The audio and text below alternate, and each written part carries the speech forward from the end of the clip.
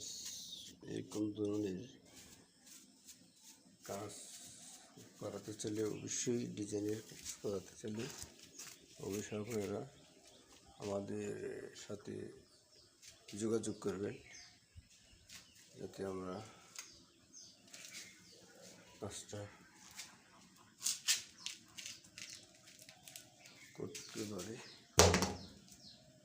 এরকম